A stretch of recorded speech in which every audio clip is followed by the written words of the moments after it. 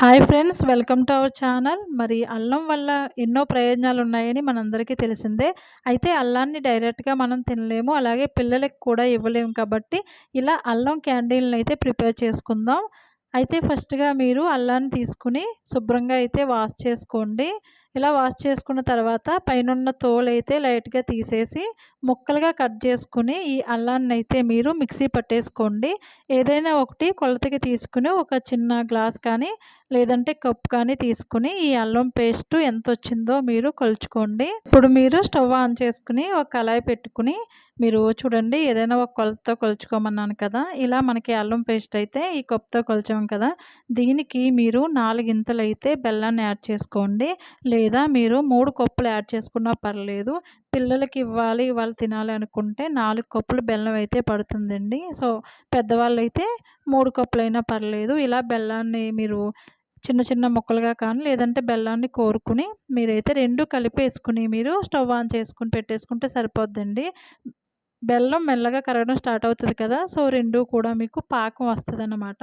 ఇందులో అయితే మీరు ఒక చిటికెడు సాల్టు, అలాగే ఫ్లేవర్ కోసం మీరు ఇలాచీ పౌడర్ని అయితే వేసుకోండి. చాలా బాగుంటుంది. మనకి దగ్గు వచ్చి కొంచెం గొంతు బాగాలేనప్పుడు మెడికల్ షాప్ నుంచి ఇలాంటి క్యాండిల్ని అయితే తెచ్చుకుని చప్పలిస్తూ ఉంటాం కదండి.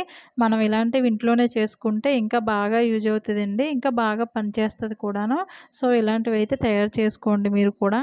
ఇందులో అయితే మీరు చిటికెడు పసుపు కూడా యాడ్ చేసుకోవచ్చండి. సో మనకి ఇది క్యాండీలా తయారవ్వాలంటే ఫస్ట్ ఏంటంటే దీన్ని మీరు పాకం చూస్తాం కదా మనం నీటిలో వేసి, చూడండి ఇలా కట్టేలా ఉంటే మీరైతే స్టవ్ ఆఫ్ చేసుకుని మీరు దాన్ని ఏంటంటే మీరు ఒక అచ్చులా అయినా వేసుకోవచ్చు బటర్ పేపర్పై. లేదంటే మీరు ఒక ఏదైనా ప్లేట్ తీసుకుని పెద్దది, దాంట్లో ఏంటంటే కొద్దిగా మీరు వేసి కొంచెం గోరువెచ్చగా ఉన్నప్పుడైతే దాన్ని మీరు గుండ్రంగా అయితే బాల్స్లా చుట్టేసుకోవచ్చు అన్నమాట. చుట్టేసుకుని మీరైతే ఈజీగా స్టోర్ చేసుకోవచ్చు. రోజు ఒకటి తినొచ్చు.